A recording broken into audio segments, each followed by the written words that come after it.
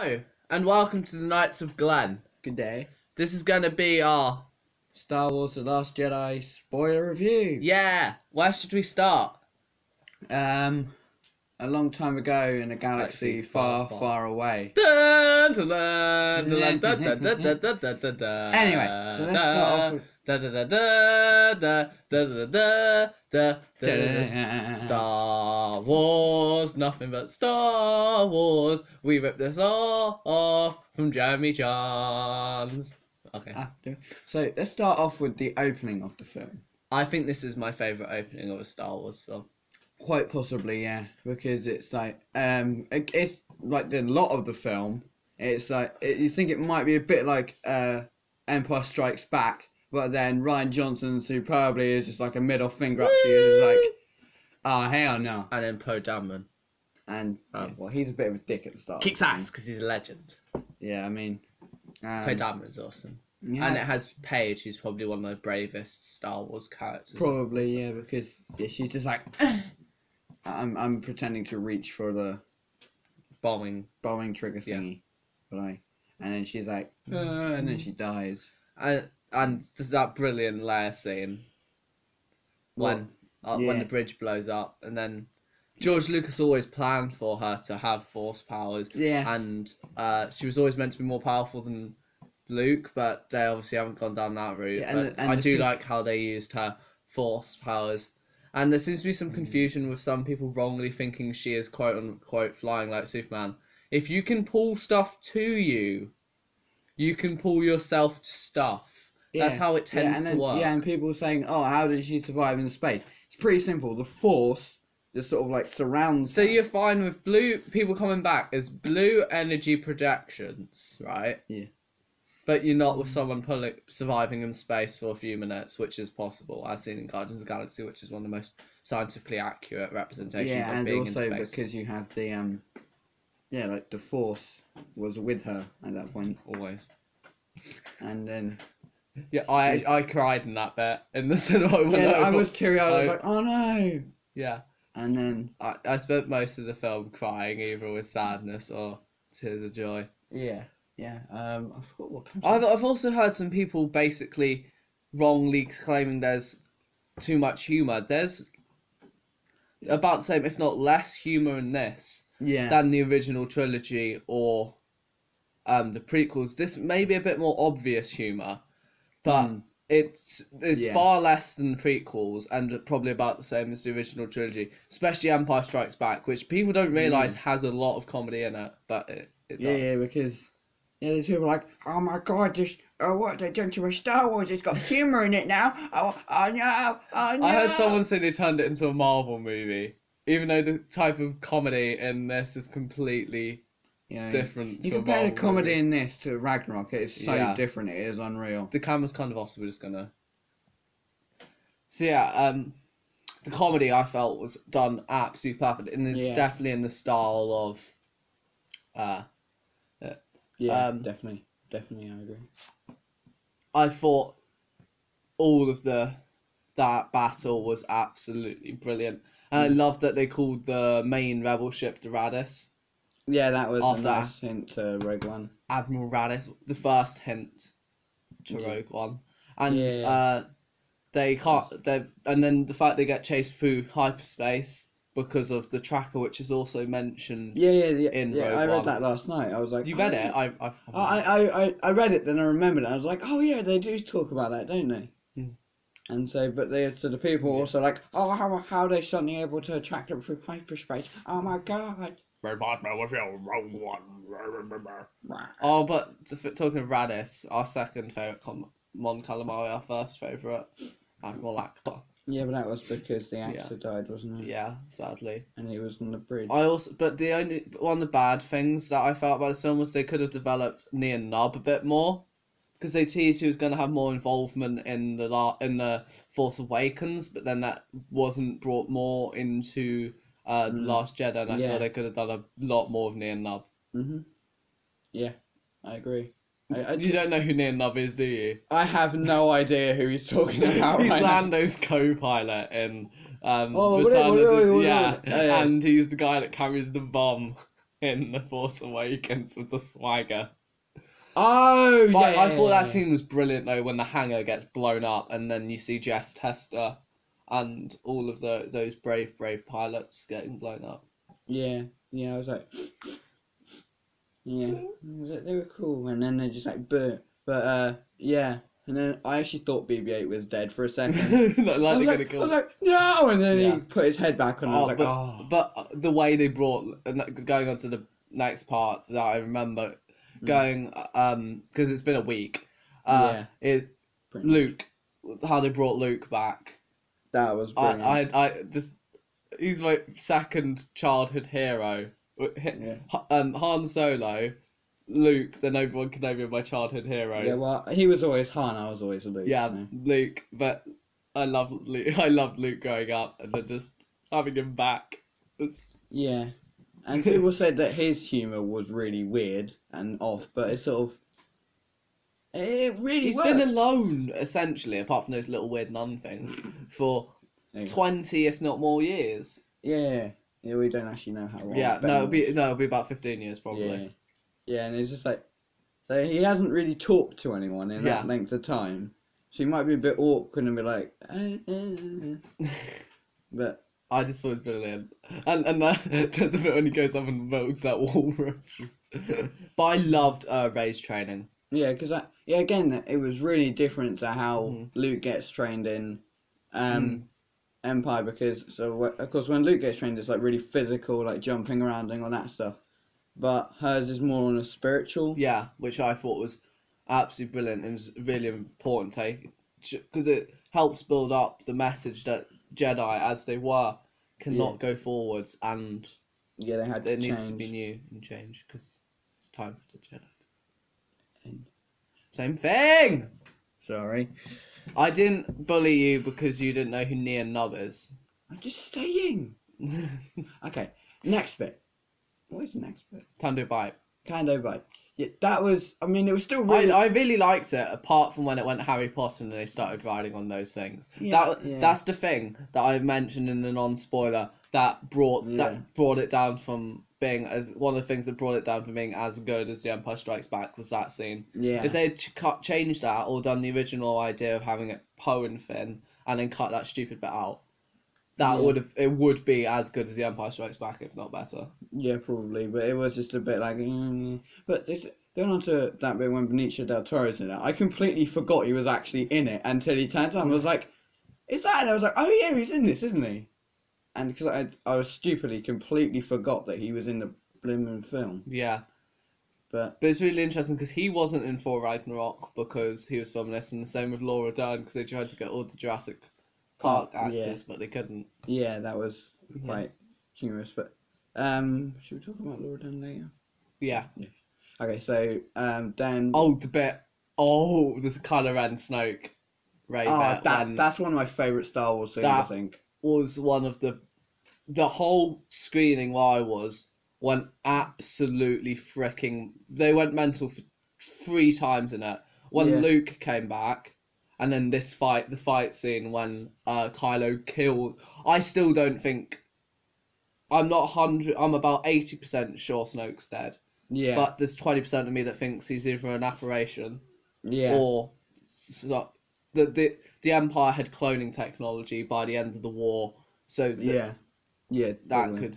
So because it was really clever how he was like, "Oh, I can feel you doing it, and you're going." But I just when he says, "Oh, kill your true enemy," I would thought he's gonna kill Snoke, isn't he? And then when you see the lightsaber, the Luke's one starting to twist, it was like, "Oh god!" And then it was like, and then Snoke's like, "Oh shit!" But that fight with the Praetorians, it's really clever. That I can't remember what I heard it, but they made the guards with that much armor because they were like, guys, if that's the only way. This is the most violent scene to ever be in Star Wars, and if they didn't want wearing that armor, it would be a 15. Yeah. I've also heard a rumor that it's the Knights of Ren. Yeah, I don't know what to think of that. Yeah.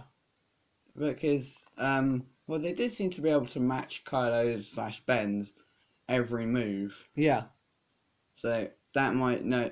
Well, if they were trained by Kylo Snoke, Ben. that would make sense. Because Snoke trained both of them, so they'd be able to get it. But yeah, when people are like, "Oh my God, how did 2 Jedi Masters take down 4 random guards?" It's like, they're not random guards, as I just said. They're probably trained by Snoke. And 2, how the hell are Rey and Ben Masters? Because she's known her Force powers for literally a week. Yeah, but yeah, that's what I loved. It's basically one film. Yeah. Going from that. Yeah. What did you think of the revelation of Luke trying to kill Ben in his sleep, and that's what turned him?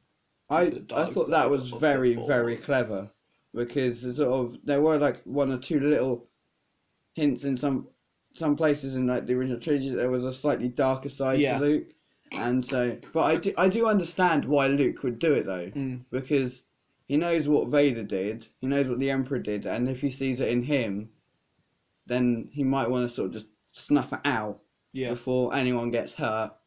But he does it probably slightly too late. Ben wakes up. Yeah. And it doesn't go very well. Yeah, I agree. I feel the way to do it was to show Luke's dark side as well as showing what has failed the Jedi. Yeah. Before. Yeah, this whole film is about how the Jedi have to adapt in how they operate, because obviously how they worked in the prequel trilogy completely didn't work, because they got taken over by the Sith and the Empire. I am the Senate. And Palpatine.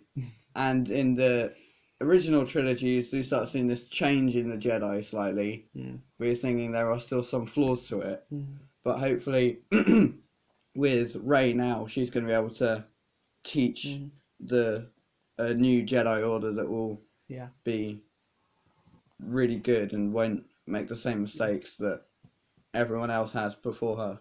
I think the bit on the ship made up for the Canto Bite bit. I really like that, and I correctly guessed which stormtrooper was Tom Hardy when the BB-8 has the bin on him, and then he knocks a stormtrooper. That stormtrooper is Tom Hardy, and I was like in the cinema, that's Tom Hardy, and then they found out that it was Tom Hardy. Yeah, but quickly going back, Gary Fisher was in it. In the Canto Bite casino. Isn't he being held by him? Yeah.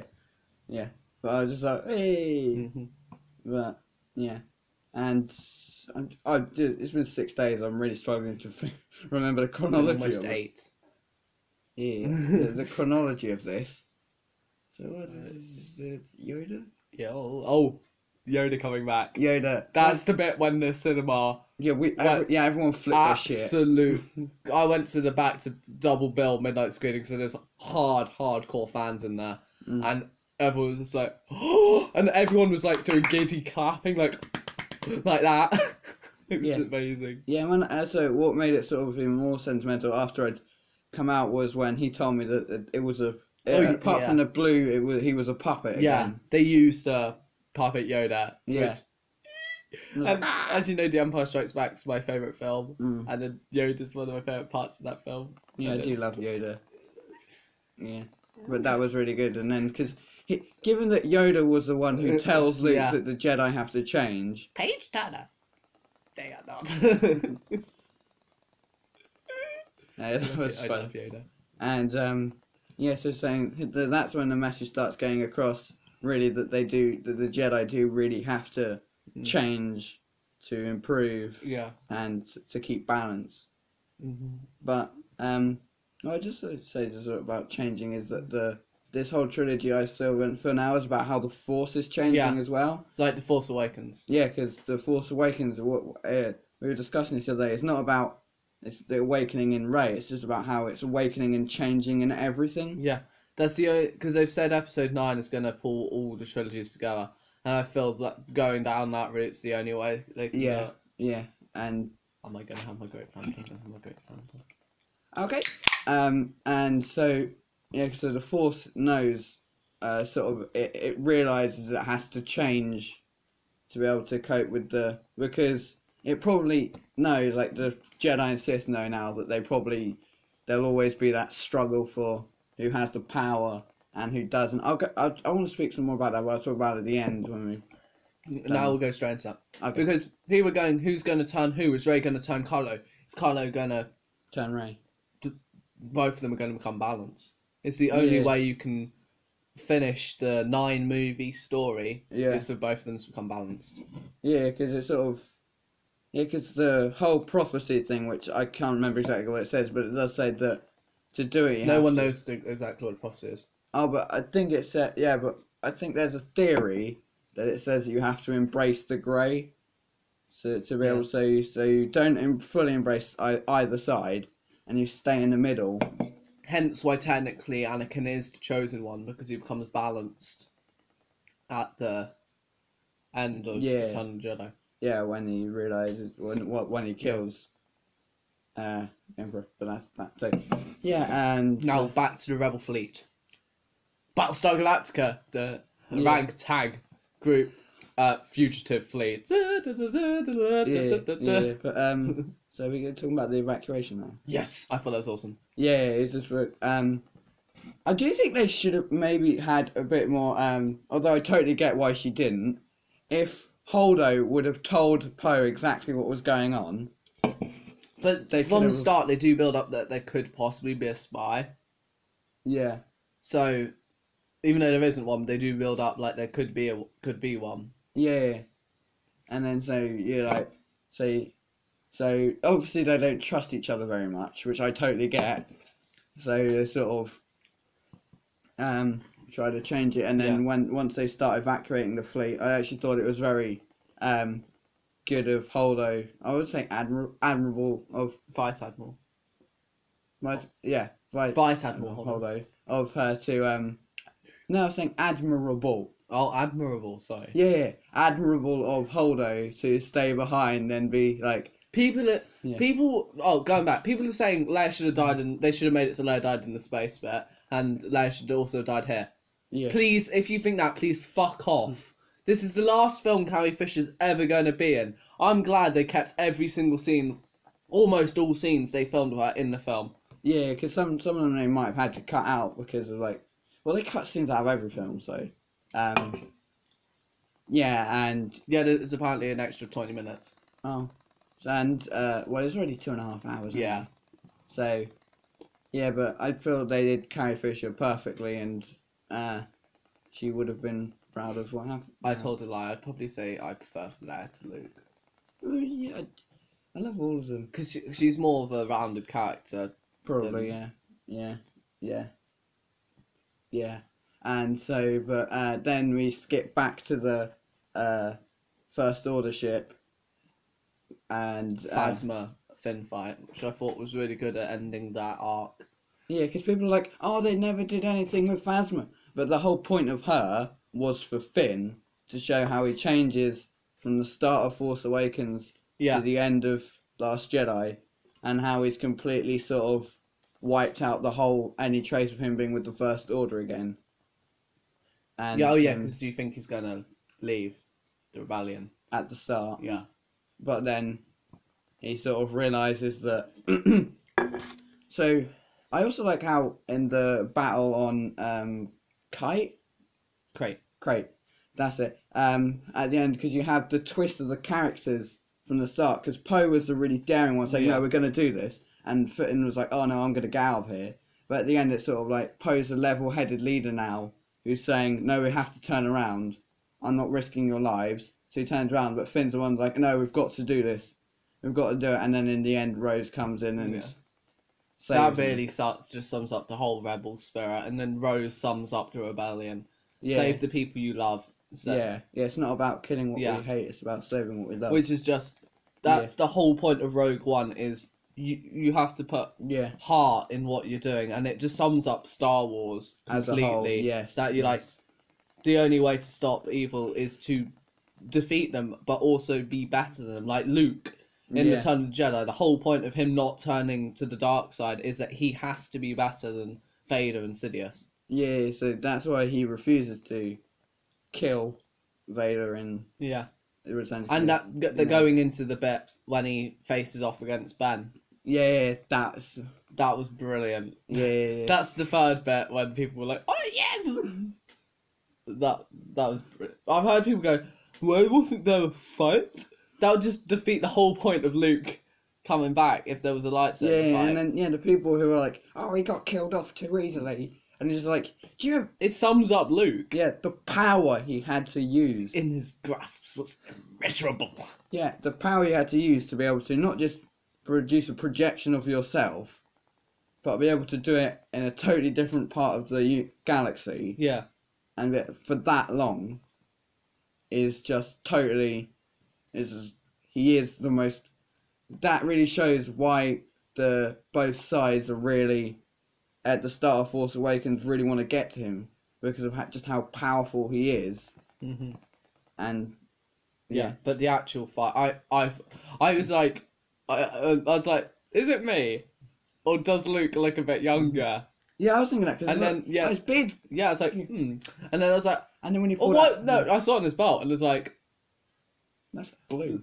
Luke's green lightsaber hilt looks like Obi-Wan's hilt. Yeah, and then I was like, that's Anakin's. I was like, that's been destroyed. And then I was like, it must be a Force apparition or something when you don't see his feet.